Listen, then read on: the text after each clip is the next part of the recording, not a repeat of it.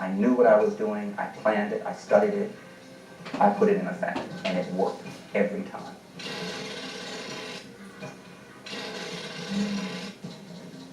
One of my bosses came to me. He says, here's a list of people. This is the set of games that they're getting ready to play. These are the games that we need the advantage. You've got to be able to find that vantage point, and you can't be afraid to use it. Yeah, this is Tom. This is Angelina. I was asked by a friend to give you the telephone call. And hopefully, see if we could get together for a drink.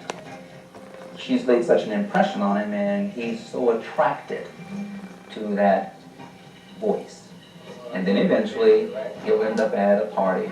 April, aren't you going to introduce me to your friend? Hey, Tom, this is my girlfriend Diana. Diana, this is Tom. Too much candy in the candy shop. Don't know which one to sample first or which one to try and sample. You're pulling him in. You're exposing him to the fantasy. Sometimes you get the fish to seduce the person. We work together. Oh, you do, huh? Together. Just get them worked up enough to where it's now fantasy time. So what's next? Let's go. Let's go. To have two females, watch two females going at each other, and then to get pulled in that unique menage a trois, the three of you. Then when one of them ease out of the picture, then slip the man in on top of him. And by that time, it's too late to say, oh, I didn't want to do that, or I didn't intend to do that. He's been drinking, and his resistance is down. The experimentation process is there. You got it. You've now had the play, now you've got to pay, and this is the price.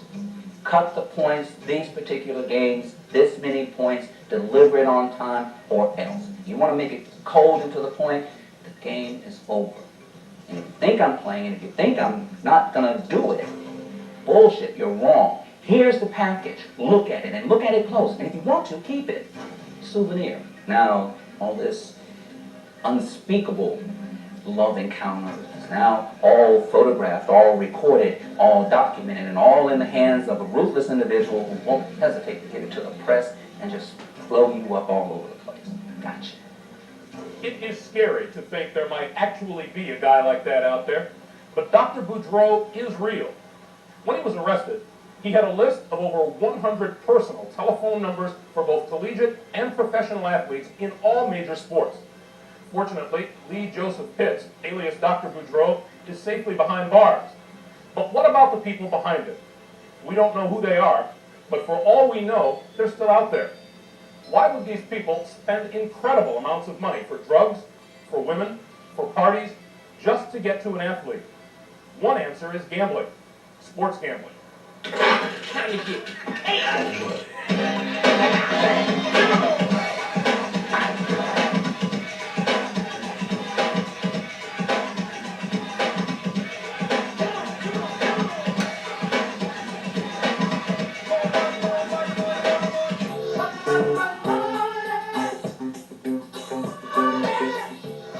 I think it's important to realize that illegal gambling is a multi-million-dollar industry, and it's not just a mom and pop run organization. We're talking, hundreds of thousands and millions of dollars. We computerize all the data. A team's schedule, their high scorers. Taken as a fact that these people are extremely high-tech. I developed some computer programs of my own. The gamblers are looking at each team very closely. Oh, look at that, they went for 3.5 all over. How many days off they had before they played, home, road. And not going to bet 6 digits on a game is something that hasn't been totally researched. Okay, goodbye. Before, it would take maybe a week to do that data. Now, computers in 30 minutes will find out how they perform. Well, the ball players are hanging out, gamblers are hanging out, hoping to pick up some information. What they're looking for is a small edge. They want that little tidbit that somebody else doesn't have. They just may have somebody at the arena that sees a star player in the street clothes instead of the uniform. I'm sure that there's a ton of guys out there looking for that kind of information, trying to ask you a lot of questions. Who was ill, who was well, who was at their best? Who's hurt, who's not. How do you feel tonight? What's the story? In our sport, probably Who's gonna play net tonight? Well, you guys been playing a little bit better lately. You know, you think you can come in here and sweep the series? Who's got a fucking hangover? Whose girlfriend left him? Who's depressed? What's the story? Who do you think's going to win the game tonight, or how you feel? Who you like playing against, who you don't like playing against. If you're betting $20,000, that's a serious question. It's possible for anyone, a friend, a relative, your mailman, to make money off a bet based on inside information provided by an athlete. But in order for someone to make a lot of money, they have to bet with a network of bookmakers all over the country. That means organized crime. One of the mainstays and one of the backbones of organized crime has been gambling. The mob lives to gamble. You know, kids have no idea how much organized crime there is out there. When it comes to corruption, who can corrupt better than someone in, organized crime? A player to an organized crime figure is like anything else, just a commodity or a tool with which he can make money. We will always be that pigeon, that commodity, and there are people that prey on us day in, day out. We would try to keep it real subtle because we know the sensitivity between all the pro sports and any involvement with organized crime. They're professional in the fact that they know how to disguise their intent. They're very good at maybe addressing this particular player in a way to flatter him or make him feel comfortable. That's one of the best tools organized crime has, is they'll suck you in before you really know what's going on. Hey, what took you so long? Traffic. This is my friend Al. It's going to be our fourth. Excellent dog. Pleased to meet you, Al. Nice to meet you. You get out much? Yeah, I get out as much as I can, but it's kind of tough with my schedule. How about you? About 3 times a week. Oh, must be nice, huh? Yeah, it is. Hey, let's play. Let's do it. It's a lot harder to throw the football, huh? Oh, man, you're right there. Nice game. All right, thanks. What do you say we do this again next week, huh? I don't know. I think Bonnie has plans. Well, hey, if they're busy, how about you and I? Yeah, that sounds like a good idea. Once they get you, once they find out where you're vulnerable, once they have you that first time, they know what to do with it. Once you make one little deal, tell somebody something, he's going to want more and more. Hey, so what, we've been buddies 6 months now, right? Whoa, cheers. Listen, I got a favor to ask you. Well, you need tickets, right? Mm-hmm. I do, but another thing, and more important. Tomorrow night, you guys are favored to win by 10 points. I don't want you to win by more than 9. You get me? Listen, don't get all worked up about it or nothing. I want you to win. Just don't win by more than 9. My buddies and I got some money. We don't want you to slow the game. If you're an 11-point favorite, win by 10 points, win by 9 points. Win the game. Once they open themselves up for that, you got them. You got them by the short hairs. I mean, they ain't gonna go nowhere. You own it. You own that player. Hey, you're associated with me at this point. And if that word got out, your career would be ruined. You'd lose your endorsement. So it's best for you to go along with what it is I want you to do. I only want this one favor. Can they ever get away from him? They can never get away from him. It's always been that way, and that's traditional among these organized crime groups. Sooner or later, somebody's going to get in a jam. Who are they going to look out for? They're going to look out for number one. They would sing on you, and what do they have to lose? It would be your name in print the next day in the newspapers. I don't give a shit about no professional player that gives me any information. As long as I got the money and I was able to pick up a bet, fuck them. Throughout the history of organized sports, athletes have become involved with organized crime. In 1919, several members of the Chicago White Sox were accused of intentionally losing games during that year's World Series. This incident, known as the Black Sox scandal, has been documented in movies such as 8 Men Out. The players involved were permanently banned from baseball. Corruption tainted college basketball in the 1950s, with Powerhouse City College of New York at the center of an investigation which uncovered point shaving at numerous schools. Professional basketball was also touched by scandal in the 50s when the NBA suspended Fort Wayne's Jack Molinas, who freely admitted to betting on his team's games. In the early 60s, 2 of the NFL's biggest stars, Paul Hornung and Alex Karras, were suspended by the league at the peak of their careers. The charge? Betting on their own teams. In 1961, Arthur Hicks, a star player at Seton Hall University, had the potential to make it to the NBA. We all compared Hicks to Elgin Baylor, who was great at that time. He could dribble and drive. He was strong. He could jump. At a vulnerable point in his life, Hicks made the wrong choice and decided to shave points. But after agreeing to fix a game against Cincinnati, he had a change of heart. There was no explanation for it. In other words, y'all didn't even try to lose. No, we wound up beating by 14 points. This incident led to a meeting with organized crime figure Lefty Rosenthal. In the back of a limousine, with a gun to his head, Arthur Hicks vividly remembers the threat he received. This cat turned around and said, "You black son of a bitches, you lost $100,000 of my money. If I don't get it by Saturday, you won't see Sunday." Arthur Hicks was now hopelessly tangled in a huge point-shaving scandal. It was soon uncovered by the FBI, and his dream of becoming an NBA star was ruined.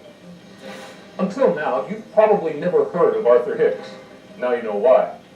Athletes who get involved with organized crime have to live with the consequences for their entire lives. Rick Kuhn was a basketball player at Boston College during the 1978-79 season. Through friends, Rick had become involved with a Pittsburgh bookmaker. Together, they came up with a plan to shave points. That plan was presented to a man named Henry Hill. Henry Hill was a New York organized crime figure who would later become well known when his biography, Wise Guy, was turned into the movie Goodfellas. I was doing some drug business with this fellow, and he says, "I'm able to fix some games now at Boston College if you're interested." The Pittsburgh bookmaker explained to Hill how he had gotten Rick Kuhn's cooperation. He provided Rick Kuhn with a car, with girls, but mainly with drugs and pocket money and, shit like that. Unable to pull off the scheme alone, Kuhn recruited team captain Jim Sweeney to join him. The players then learned what was expected of them. What I had to do was tell them, if these guys fucked up, they were going to have to answer to the people in New York. None of the kids had any idea who Henry Hill was, who the Lucchese family organized crime is. It wasn't a small scheme. It was a very, very large scheme. We had to get okays from certain wise guys in New York. We had to get okay from a wise guy from Boston to even go up there. The organized crime figures, as the scheme was presented to them, anticipated making a lot of money. Absolutely. Why get involved there? You couldn't bet $400,000 or $500,000 million on a game. I mean, that's the type of money we're talking about. There was a lot of money bet on one of the games, and they didn't perform properly, whether it was their fault or whether it wasn't. The people in New York didn't want to hear no fucking excuses. They wanted to hurt one of the players. I mean, that's how serious it was. The Boston College case was broken when Henry Hill offered to testify against Rick Kuhn in exchange for leniency on other criminal charges. Kuhn later admitted to his guilt. He was sentenced to 10 years in prison. Hill has spent time in the Federal Witness Protection Program and in prison since the scandal. I had wished that I didn't even get involved. I thought I might get killed over this fucking thing. It's clear from these examples that there are some pretty dangerous people out there.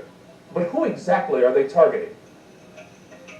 You don't necessarily have to be a multi-million-dollar player to be a target. I think they're going to try to get in any way they can. And it's not necessarily a rookie every time. It's the KG veteran that feels though he knows it all. I imagine that these people would target him just as easy as they would a rookie. If you get an athlete that is sort of dissatisfied with his position, maybe has some bad habits and is looking to make additional money, then somebody like that would naturally be a target. Anyone associated with the potential outcome of a sporting event is vulnerable. That could be the team physician, a coach, a trainer, or a referee. College players and officials are also at risk. So are minor league players. At virtually any point in a career, an athlete can become a target, and the enticements can be tempting. The first and most subtle approach, I would think, would be that giving you something for nothing. Use my card, or here, let me take you to dinner, let me get the check. There'll be somebody who will absolutely charm the socks off. Hey, Eric. Hey, did you get my message? Yeah. Great. This is a great game. Listen, I got a car outside. There's a cold beer with your name on it. Your buddies are welcome to come. What do you say? Mike and Steve? Oh, yeah, I know these guys. So what do you say? Are they going to come with us? What do you say, guys? Oh, come on. Let's go. I can't believe you got credit for that last goal. We're off mine. What are you going to do? Well, here we go, guys. You go out once or twice, you have a nice time, you party a little bit, and before you know it, a relationship starts. Eric, you having a good time? They have access to a lot of different things, to drugs, to women, and they know how to party. These people become very desperate, and I think that adds to the lengths that they are willing to go. You give me enough money and no drugs, a couple of hookers, I'll call one player, two players, or half the fucking team. Unfortunately, there are more criminals than athletes, and many of them are smart and creative. One of the most frightening approaches to compromise players involved a pair of sports agents. Normie Walters and Lloyd Bloom had been successful talent agents with many top recording artists. Their credentials were impeccable, and anyone would have been hard-pressed to discover anything wrong in being represented by them. But there was something terribly wrong. The plan was to go out and sign as many college athletes that we could, and Normie Walters and Lloyd Bloom both just had a way with them. Walters and Bloom paid college athletes money while they were still playing college sports. When he signed a lot of these kids, he was giving them bonuses up front. He was buying them a new car. Anywhere from $5,000 to $25,000. He was flying them to different concerts around the country. Limousine service. Some of the relatives were provided with vehicles. Really gaining their confidence and making them see for the first time what it was, to live, with money in their pockets. Walters and Bloom knew how to entice athletes, but this case is not about two overly aggressive agents who committed recruiting violations. These guys were connected. They were involved with people from organized crime, mainly myself. Michael Francis was a made member of organized crime. His main forte was making money for the mob. In a very short period of time, Michael Francis made over $300 million for the Colombo organized crime family. It would have been very advantageous for me to have a personal involvement through Normie Walters and Lloyd Bloom with a lot of these athletes. I would have looked to gotten close with them and seen if number one, we could predict and determine the outcome of the game, if we can possibly influence the outcome of the game. At this point, Michael Francis was just waiting for Normie Walters to deliver the athletes. At one point, he had the cream of the crop. Walters and Bloom at one time represented 12 athletes that were considered first-round draft choices in the NFL. A lot of these people had signed contracts and then realized that they made a mistake and they tried to get out of it, and that's when they ran into problems. Contract was a contract. And I'll take these young men to the court, every single one of them, because they're wrong and I'm right. The athlete was told point blank, if you try to jump ship from my organization, you will never ever catch a pass in the NFL. A lot of them never made it to the pros because they were involved in Normie. Fortunately, this operation was uncovered before any athlete got killed. But the wife of one of the players was nearly beaten to death, and Walters' partner, Lloyd Bloom, was murdered. It's terrifying to think of the impact Normie Walters and Michael Francis may have had on professional sports. If Normie was successful in pulling that operation off, you're talking about us representing well over 100 professional athletes. I can't predict, how many would have been willing to be influenced or influence an outcome of a game in any way, but I'm sure that out of 100, we get a pretty good percentage. As you've seen, there's a danger that goes along with being in the spotlight, but recognizing that danger is only part of the equation. It comes down to a personal decision of how you will react. In the 1960s and early 70s, Bob Gibson and Denny McLain were two of the top pitchers in baseball. And in 1968, they both enjoyed career years. McLain became the second modern-day pitcher ever to win 30 games, and Gibson's earned run average of 1.12 is the lowest ever recorded. That same year, their teams met in the World Series. But that's where the similarities end. Shortly after that dream season, the paths of these star pitchers headed in different directions. Everybody, kids, adults, look up to professional athletes.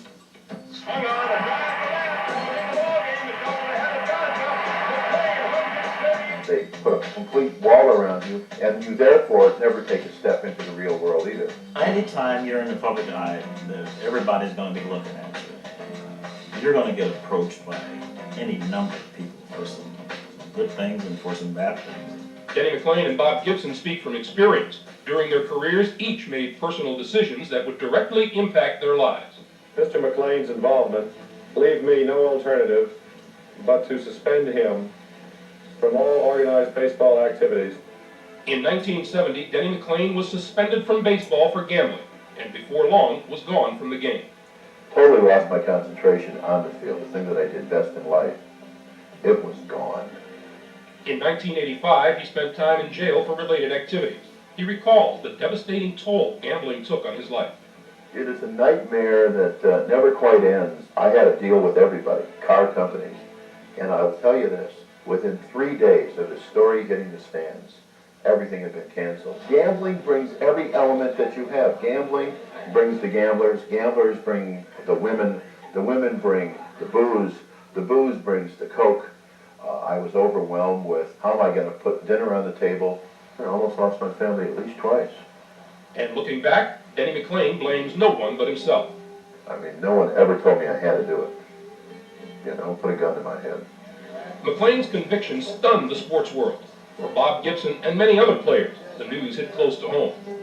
When I found out that Denny McLain was going to jail, I thought about how close all of us are to getting involved in something like that. I think I was just one of the lucky ones.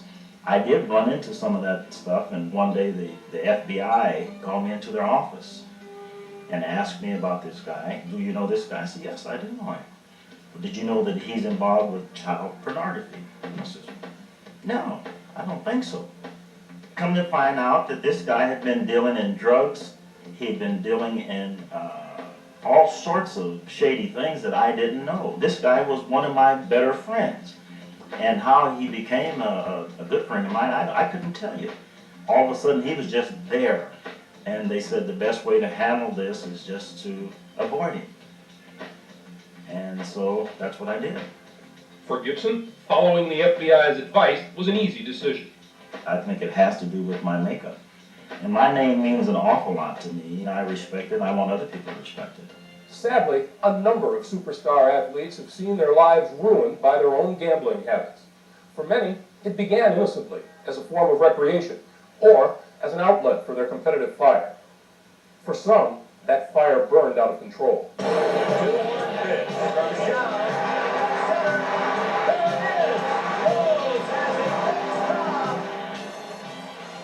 Pete Rose will be remembered as one of the greatest players in baseball history. He'll also be remembered for being banned from the game for life as a result of his gambling activities.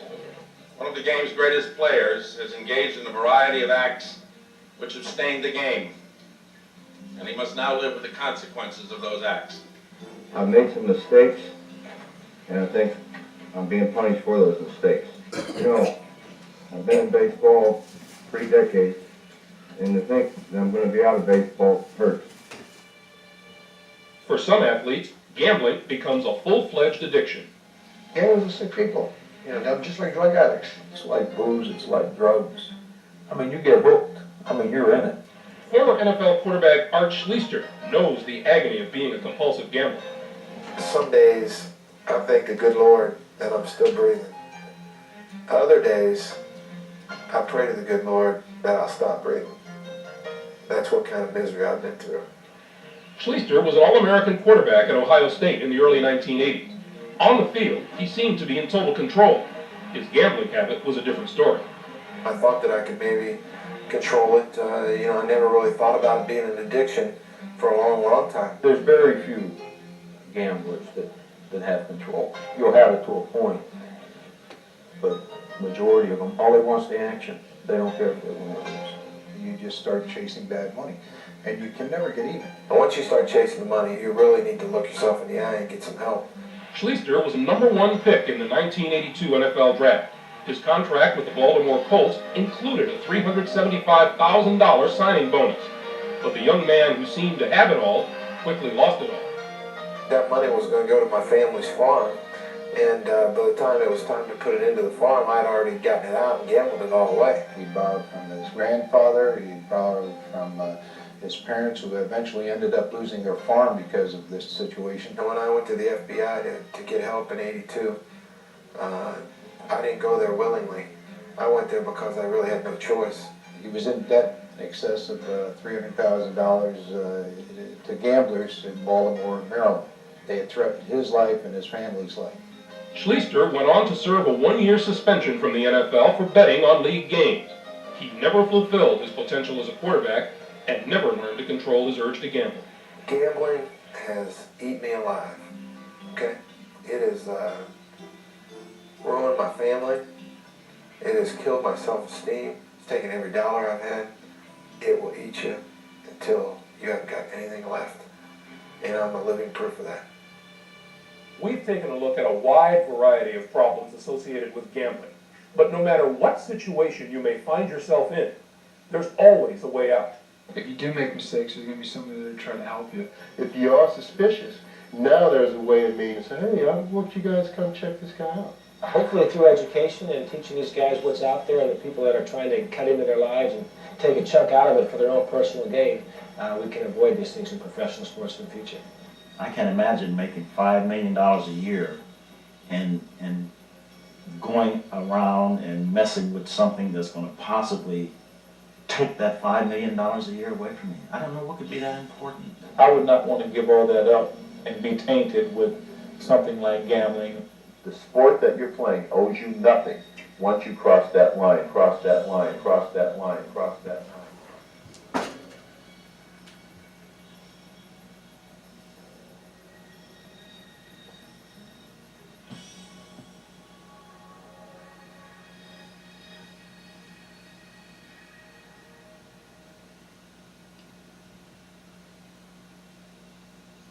$19.94.